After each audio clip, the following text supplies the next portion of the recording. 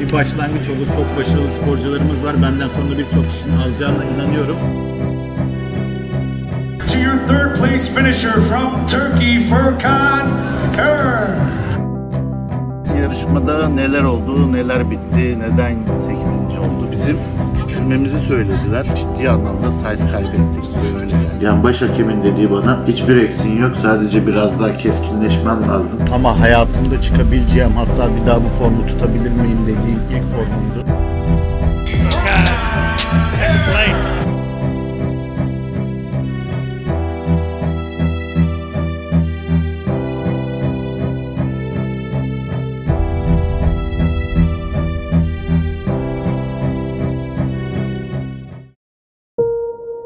Evet, merhaba YouTube.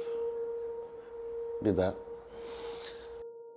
Evet, merhaba arkadaşlar. Uzun süre sonra gene YouTube'da karşınızdayım. Her videonun girişini böyle yapmam peki. Çünkü her seferinde araya uzun ara giriyor. Ama değişik bir sürece giriyoruz. Videonun ilerleyen süreçlerinde bundan bahsedeceğim. O yüzden bundan sonra daha çok video geleceğini düşünüyorum. Keyifli videolar olacak. Videonun sonuna kadar izlerseniz güzel haberlerimi alacaksınız. Genel bir konuşalım. Bu zamana kadar spor kariyerim hakkında istiyorum. Daha önce hiç böyle bir konuşma yapmadım. Evet, Aylin de kamera karşısına çıkmak istemediği için kamera arkasından bize eşlik ediyor. Evet. Oradan diyaloglara girecek, mikrofonu var. Ses ver. Ses.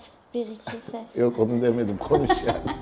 Test yapmıyorum. Evet bebeğim. Video içeriğinin hazırlığı Aylin'e, montaj ve yapım yönetim de Hamza'ya ait. Şimdiden iyi seyirler.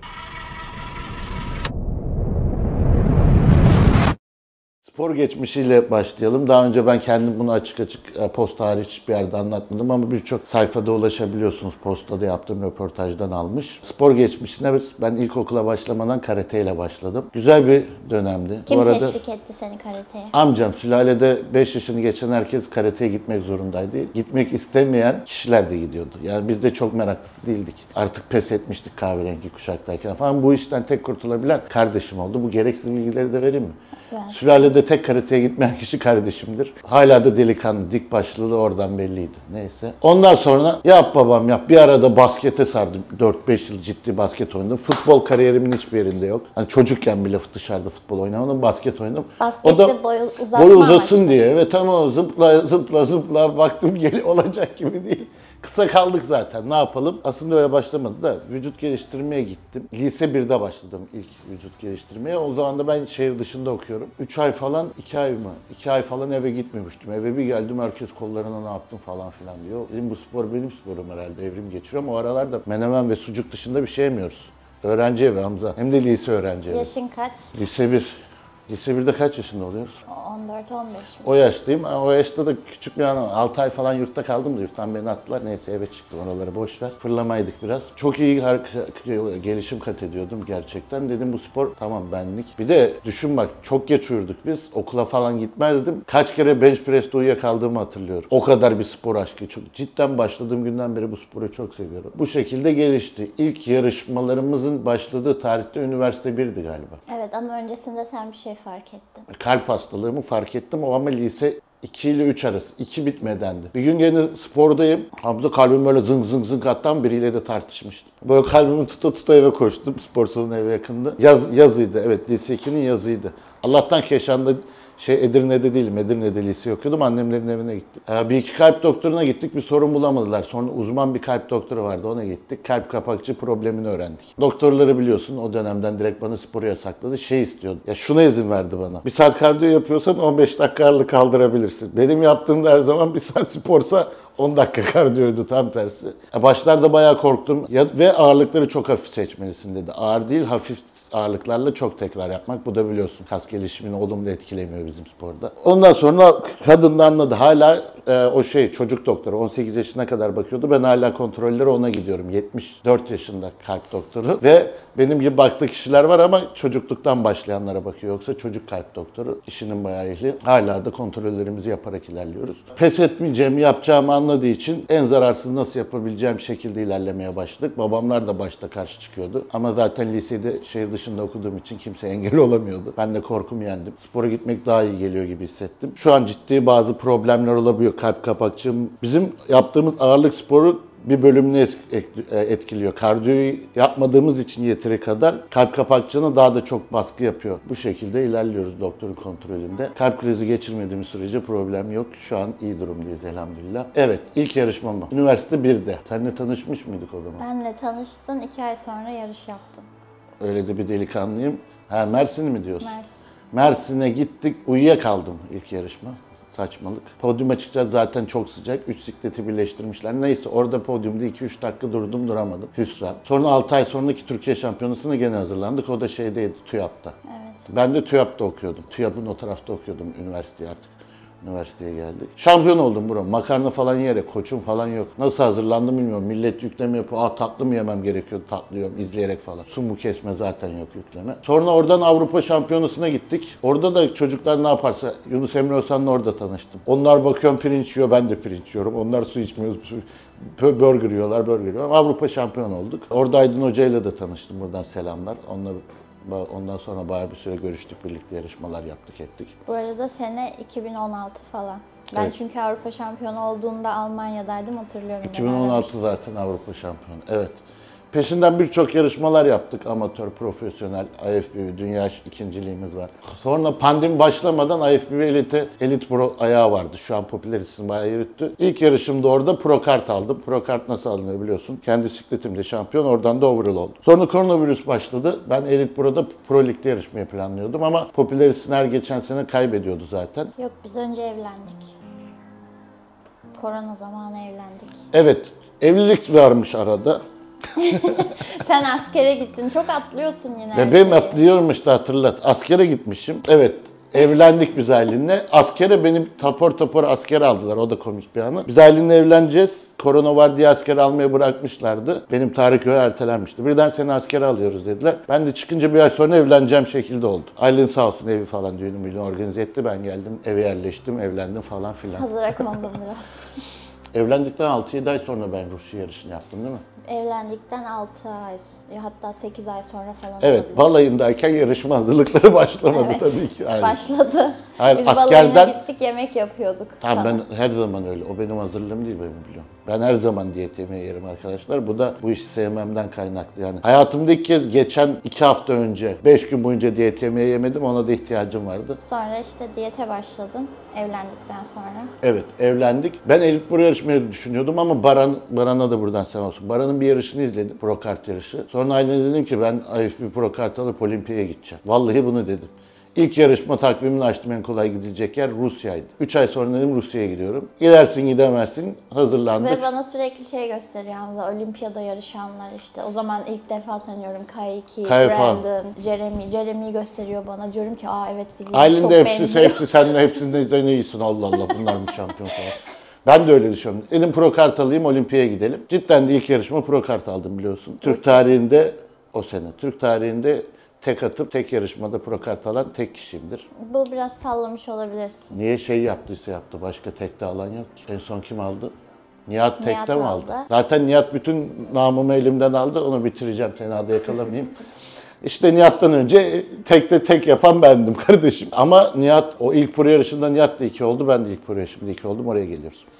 Peşinden 5 ay sonra o zaman artık bir Amerikalı koçla da çalışmaya başladım. Ömer. Geçen fuara geldi. Bayağı takıldık Kings'lerle falan. Onunla hazırlandığımız ilk yarışmada, pro yarışmada da 2. olduk. Peşinden gözde sporcularız. Her gittiğimiz kişi bize şey diyor. Sen bu sporun geleceğisin falan, Patlak Adele, Artur. O sene şov yaptık. Her yarışma 2-3 milyon, Olimpiyaya gittik Hamza. Sonraki sene oldu kardeşim. Adamlar patlak adam sevmiyor. Fikir değiştirmişler. Küçük, uzun boylu, yüzücü vücutlu adamları seviyorlar. Biz bu tabii süreçte kaç yarışma yapmışızdır benim Pro Lig'de? Bir fikrim yok.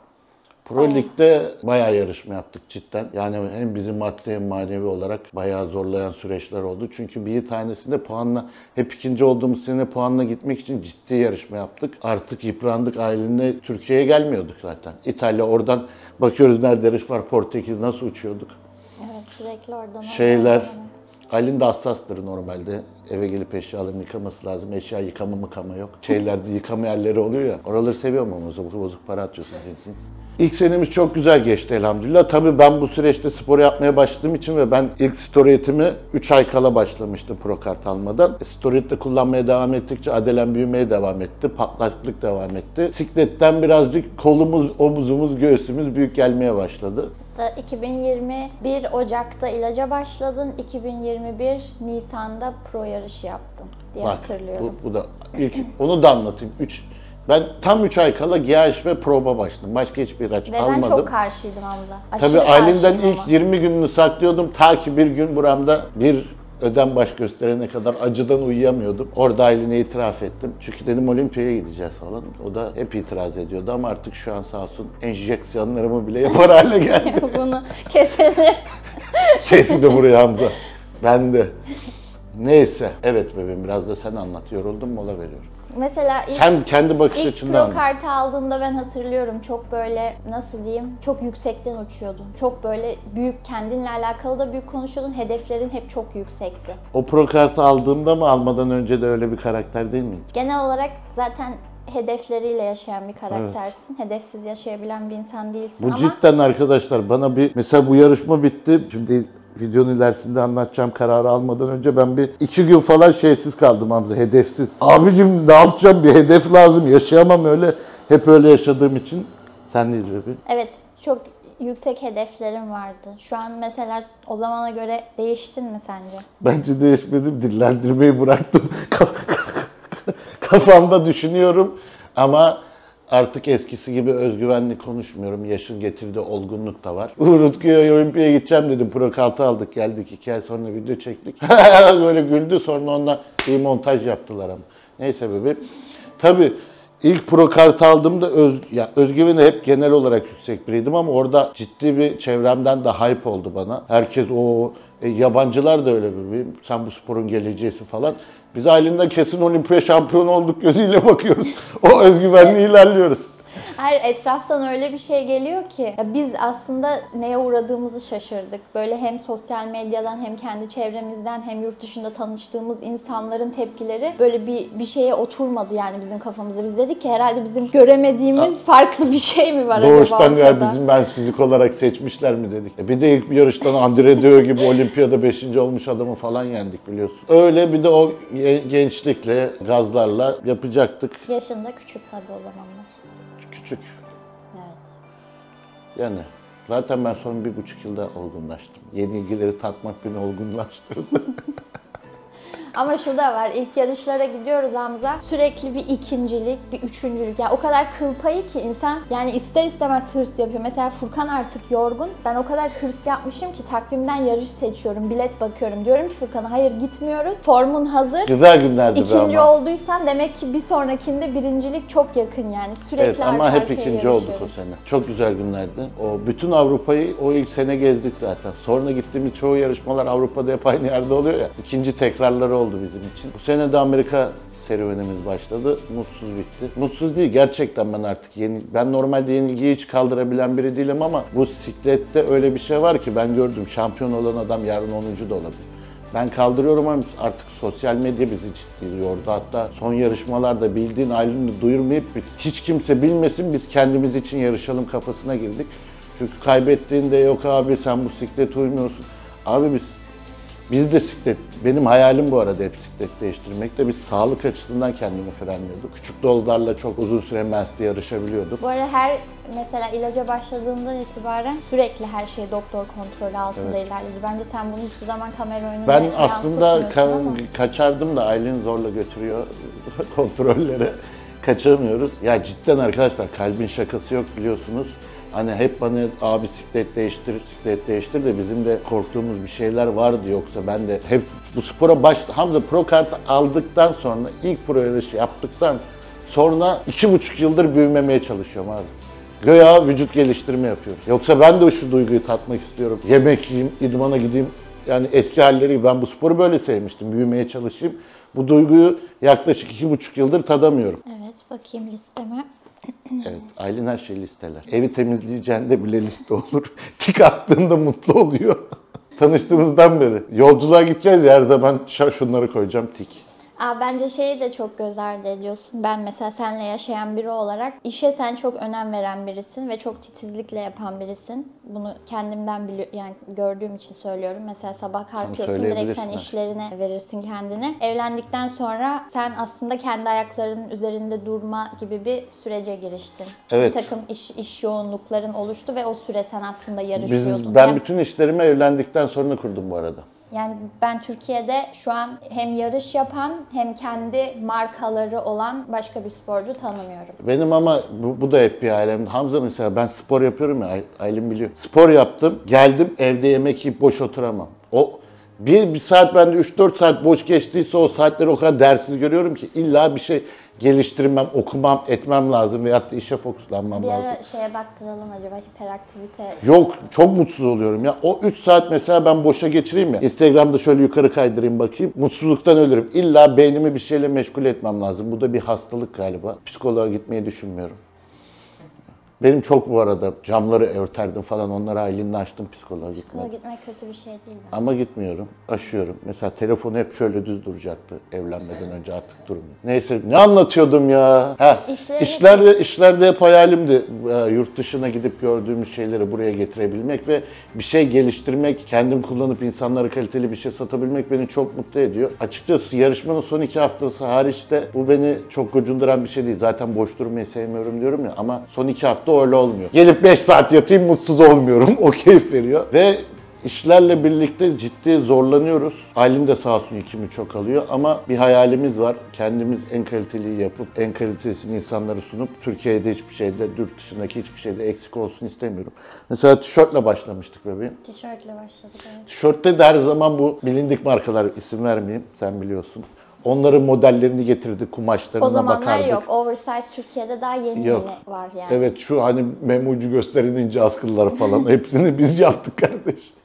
Sonra herkes yaptı. O da baba mesleği olduğu için hakim En kolay olduğum bir ona şeydi girdik yani. o yüzden. Evet, yoksa ben bu arada bir sene de Merter'de çalışmışlığım var. Abiye işinde, bayan abiye, Araplara yönelik Arap abilerimizle falan. Bir buçuk ay falan da mimarlık yaptım. Ondan zaten hemen kaçtım. Zaten oturamıyorum diyorum, çizimimizi. Yani ofiste çalışabilecek bir karakterde bir Değilim. insan değilsin. İş geliştirmem lazım, işi koşturmam lazım ve kaliteli bir şey yapabilmek beni mutlu ediyor ama oturmayacaksın.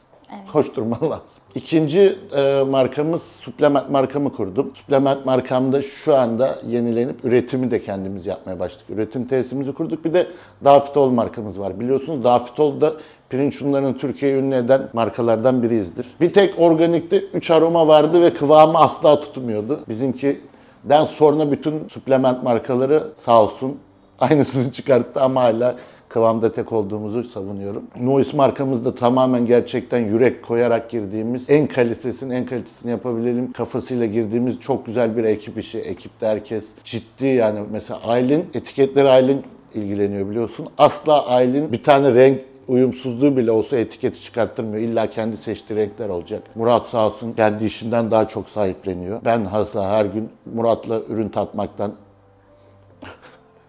oluyoruz. Argo olmayan bir şey var mı? Midemiz bozuluyor. He.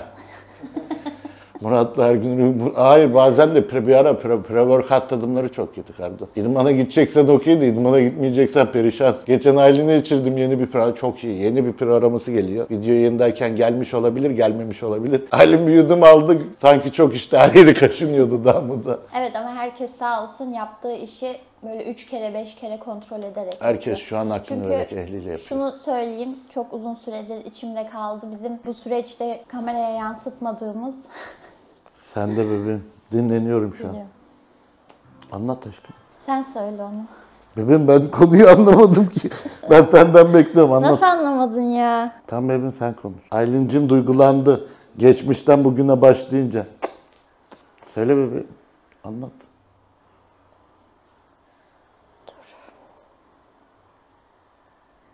Yok, söyleyemem. Söyle aşkım, neyi söyleyeceksin? Sen bana söyle, ben... O şeyleri söyleyeceğim işte, o yaşanılan şeyleri. Tamam söyle aşkım.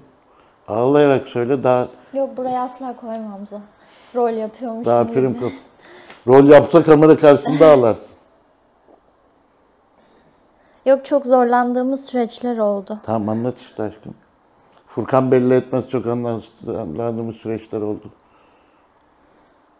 Evet, kameraya yansıtmadığın çok şey yaşadık aslında. Haklı olduğumuz açıklaması yapılsa bizim...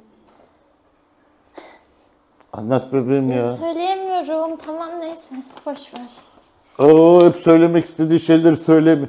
Arkadaşlar bazen bu süreçlerde cidden arkamızdan oynanan komplolar, çok sevdiğimiz kişileri bizi yarı yolda bırakmaları, böyle şeyler yaşadık. Bunları ben hiç belli etmedim. Gülüp geçtim kameralarda. Aylin'cim biraz daha hassas bu konuda. Anlatacaktı, anlatamadı, biraz duygusala bağladı. Canımızı sıkan, arkamızda kazık atan çok kişiler oldu. Bu bizi şaşırtan. Ama sorun yok. Biz kendi benliğimizden hiçbir zaman ödün vermedik, vermeyeceğizdir. Yok, hiçbir zaman kameranın karşısına konuşup çıkıp işte aman onun ekmeğine zarar gelmesin diye konuşmadığın çok oldu ama senin ekmeğine aslında çok zarar geldi bu süreçte. Evet, doğru. Ama gene olsa gene konuşmamayı seçebilirdim çünkü yapım böyle. Tamam. Derecelerin ilk sene çok iyi gitti. Bebeğim onu anlattık. Konu başlığı da söylemeden onu. Tamam, ikinci seneki derecelerin düşüş yaşadığını söyledin mi? Evet, sonra da ikinci senede ilk seneyi anlattık. İkinci senede de ya bu sene aslında kimse bize siklet değiştir demediği için biz çabalamaya devam ettik. 72 kilolara düştüm. Yani aslında biz Mersin'de sağlıklı olduğu için kalma fikrindeydik. Ama bu spor gitgide bize sağlıksız olmuyor. 85 kilo adamım. Küçül diyorlar, 70'e düşüyorum. En son bizi bitiren hamle neydi biliyor musun Hamza? 70 kiloya düşüp bu yarışmalara gittim ya. Evet, kolun çok iyi olmuş, kolun size'ı diyor. Eski ama Furkan'a geri dön diyor. Kolun aynı kalsın diyor. Evet, omuzlarım, göğüslerim patlaklığı yani. geri dönecekmiş. Yani Furkan'ın özelliğini yitirmişim kilo verince ama kolum da böyle kalacakmış. Bulmaca mı oğlum bu? Kalemle mi çiziyoruz bunu? Gitgide daha sağlıksız bir şey almaya da başladı çünkü. Bir de şöyle bir her şey yarışma var. Bir hakemin feedback'ini duyuyoruz, kilo alıyoruz, kilo veriyoruz. 85 kilo adamın da 15 kilo vermesi, 13 kilo vermesi 100 kilo adamla bir değil. Çok farklı bir şey.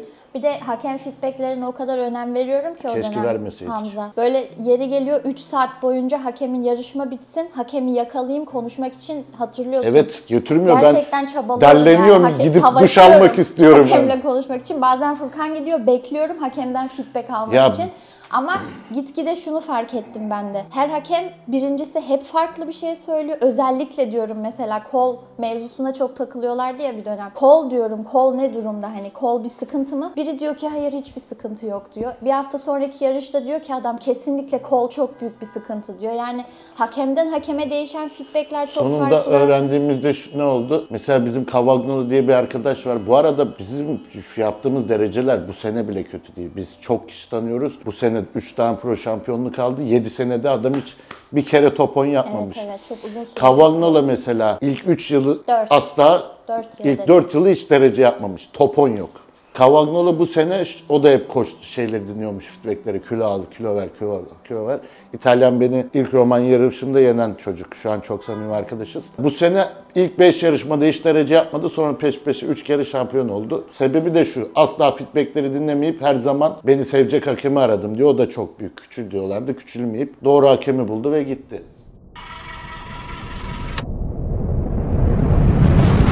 Evet, Hamza küçük bir değişiklik yaptı. O neyi değiştirdin bunu? Batarya. Evet, batarya değiştiyse artık videonun ana temalarından birine gelelim. Son 2 yarışta da, hatta biz son 2 yarışın İngiltere'ye gitmemize rağmen ben artık podyuma çıkmak istemiyordum Hamza. Bu seneki derecelerden sonra. Çünkü onu dediler, eski Furkan'a dön dediler. Ben 72 kiloydum. 7 gün boyunca 6. günde bir daha podyum yapacaktım. Her gün 700 gram pirinç ve cheat meal yaptım. Daha kuru oldum. 6 kilo aldım. Gene de formumu beğenmediğim için çıkmayacaktık halinde son bir... Bu arada Murat da mesela, Murat beni aradı. Evet, o da çıkma. Dedi ki acaba hani kendini iyi hissetmiyorsa çıkmasa mı? Hani Murat'a böyle bir şey kalsa var aslında aklımda. direkt çıkmamı istemiyordu. Söylemedi bana. Ya söyledi aslında kendi düşüncesini ama açık açık asla çıkma demedi. Sana bırakıyorum dedi. Çünkü cidden vücutta kilo al ver, kilo ver. Çok yorulmuştu. Hani ya istediğim kuruluğa da kondisyona da ulaşamıyordum. Çünkü artık kağlıyor vücut. Sal beni, bir şeyleri idmanı bırak, dinlen diye. Orada sonra podyumdan indim. Zaten yıllarca hayalimdi ve bu son süreçte Aylin'le yaşadığımız maddi manevi zorluklardan sonra sizlerin de çok istemeniz sayesinde bazı sorumlulukları Aylin'i de ikna ettim. Riskleri göz önüne alarak artık 212 sikletine dönmüş bulunmaktayız amcacığım. Bu videoyu yapmadan önce zaten 2 aydır üstünde çalışıyorum. 86 kilolara geldim bile. Ciddi kafayı yordum ve cidden idmana gittiğimde mutlu oluyorum. Kol günü var oğlum idmanda. Ama böyle bir güzellik olabilir mi? Haftada 3 gün bacak var, tamam. Çok keyifli değil ama gerçekten keyif almaya başlıyorsun. İlk ay çok zorladı. Şu an 2. aydayız. Keyif almaya başladım ve yemek yiyorum, idmana gidiyorum. Eski o spordan keyif aldığım süreç başladı. Öteki benim idmanları çektiğin için biliyorum. Koştur koştur, kas kaldır.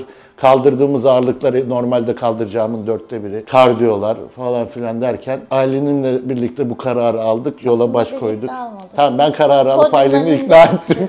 Hayır, podyumdan indin, onu anlat. Ya ben podyumdan indim. Koç diyor ki tamam diyor, bak bir tane hakem var. Bir hafta sonra bir yarış daha var. O bana en kötü hep 3.'lük vermiş. Oraya gidelim. Senin hakemi ben dedim, koç 212'ye döneceğim. Ne kadar zaman alır? 1,5-2 yıl dedi. Kabul etmiyor.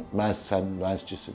Cavagnola geldi. Asla izin vermiyorum diyor. Ailen zaten gene gözleri doldu. Çıkmayacaktı. Hayır, koştular geldiler, benim kolumdan tuttu. Alessandro çağırdı, bana diyor ki bu çocuk diyor 212'yi geçeceğim diyor böyle yıkılmış. Adam podyuma çıkacak, birinci oldu orada. O şampiyon Zaten oldu. Tuna iki Podyuma oldu. çağırıyorlar, gelmiyor. Çıkacak, diyorum ki gel çık diyorum, şovunu yap, sonra zaten yemek yiyoruz her yarış sonrası, sonra anlatırsın derdini, işte istemediğini söylersin Furkan'a. Yok asla, orada kenara çekti bizi. Bizle konuşuyor ciddi kendi, işte yarış umurumda değil diyor, bu çocuk diyor mens fizik için yaratılmış Hayır, diyor. aslında 212'de derece yapabileceğimi o da düşünüyor. Ama bizim kafada biraz da hem sağlık hem ben çok ticaret, iş hayatını seven biriyim. Giydiğim üstüme yakışıyor. Bacak olacak her zaman. Eşofman şortla gezeceksin falan. Daha bu business yaşantısına daha uygun bisiklet. Ama hep hayalimdi, dediğim gibi. Ben istiyordum. Bu da işin biraz bahanesi oldu. Kaçamak oldu bana. Korkuyordum açıkçası. Ama korkunun ecele faydası yok. Kendimi bir kere öyle görmek istiyordum. Görmeden de ölmeyeceğim. Görüp Hatta öleceğim. o yarışta ilk defa feedback almadık. Tyler vardı ve Alessandro indiğinde kendiyle alakalı değil, Furkan'la alakalı feedback almış. Bu da Alexandra'ya Ve- götürüyor. Tamam, Alexandra bizim... Hayır, seviyoruz. orada sonra şey demiş, 212'ye geçmeyi düşünüyor diye söylemiş adama. Adam ne demiş? Yani çok bir bilgi vermiyorlar zaten, biliyorsun. Evet, Çok net ondan bir şey daha önce feedback konuşmuyorlar. aldık. Git veya gitme, yap veya yapma demiyorlar. Kolların, arka kolun o kadar baskın ki diyor, sırtını daha da büyütmen lazım. Abi büyüttük de Allah'ım ya. Kardeşim bir de Mens'te her hakeme göre şey değişiyor. 212'de çıktın, en kondisyonlusun, en irisin, sempatiksin, alıyorsun abi. Burada neye veriyorsunuz abi dereceyi? Her hakeme göre farklı. Evet arkadaşlar, bu süreci birlikte sizlere sunacağım. Nasıl büyüyorum? Büyümek nasıl olur? Gerçekten bu benim uzmanlık alanım olduğunu düşünüyorum. Hep birlikte izleyin, birlikte büyüyelim. Bu da beni YouTube'a dönmek açısından da acayip fişekledi. O yüzden çok içerikler gelecek Hamza. Kimseye söz verme, bendesin artık. Sosyal medyan senin ruh halini çok yansıtıyor zaten. Evet. Öyle mi? Yani ruh halin çok iyi olmadığında sosyal medyayı bayağı boşluyorsun. Ya var ya, sosyal medyayı silecektim son yarışlar kardeşim. Yarışmak istiyorum ama kimse öğrenmesin istiyorum. Bir tanesini duyurmadık. Artık İki tanesini duyurmadık. Bir tanesini duyurmayacaktık. Diğerlerini mecbur duyuyorlar zaten. Yarışmaların şeyi açık. İlk bir tanesini duyurmayalım dedik. Bu kararı aldık. Artık o kadar spor kanalı oluştu ki yarışmacı isimlerinden ayıkıyorlar. Bir hafta varken açıkladılar, biz açıklamayacaktık. Öyle. Benim senin eklemek istediğin bir şey var mı? Benim 212'ye dönmem konusunda ne düşünüyorsun? Kapanışı böyle yap. Yani çok prim odaklı konuşamam. Prim mi? Evet, böyle evet seni çok destekliyorum. Ama Kesinlikle destekliyorsun. Destekliyorum, her zaman destekliyorum ama ben biraz daha sağlık yönüne daha çok düşünüyorum. Sen daha çok doktora gideriz. Evet, sen bana söz verdin. Sözünü aldım o konuda. Kontrollerini yaparak ilerleyeceksin. Doktor mesela hayır dediğinde hayır olarak kabul edeceğiz Evet. bazı şeyleri. İlaçlar nasıl değişecek şu an bilmiyorum. Çünkü şu an bir dinlenme döneminde, düşük kruz şeklinde ilerliyoruz. İdmanlar ve beslenme güzel ama ilaçların dozu artar mı, nasıl artar, onları da ilerleyen süreçte sizlere bilgilendireceğim. Ailenle biz de o zaman öğreneceğiz. Ama sana söz, sağlık açısından problem yok. Şimdi onlar düşünsün bacak geldiğinde neler olacağını. Evet, tam konuyu kapamıştık ki hazırlanıp kol çalışmak için idmana gidecektim. Ailenin bir tane daha soru sormak istedi. Evet, 212'de gidişatını nasıl görüyorsun? Şöyle, bunu gerçekten ben de düşündüm. Hani Mercedes çok hırslıydım. Alacağım, olimpiya şampiyonu olacağım kafasındaydım. Şu an o kafada değilim. Tabii ki başarılı olmak için elimden geleni yapacağım ama keyif alıyorum. Bu benim hayalim de, hayalimi gerçekleştiriyorum. Bacaklar ne kadar sürede yetişir, ne kadar başarılı oluruz, neler olur hep birlikte göreceğiz. Sevdiğim bir şey yapıyorum, keyif alarak devam edeceğim. Artık Mercedes'teki gibi de 3. olduğumda, 2. olduğumda üzülmeyeceğim. Çünkü hani zaten o kadar iddialı gelmiyorum. İddialıyım ama öyle değil yani. Mercedes 2. olduğumuzda ağlıyorduk abi. Ötesi mi var? Burada hayalimi gerçekleştirmiş olarak bakıyorum ve kendimi öyle görmek bana yetecek. Bu bebeğim. Okay. Yani daha az üzüleceğiz derece yapamasak da. Sorun yok. Allah'a emanetsiniz. Kendinize iyi bakın gençler. Çok hızlı bir kapanış oldu.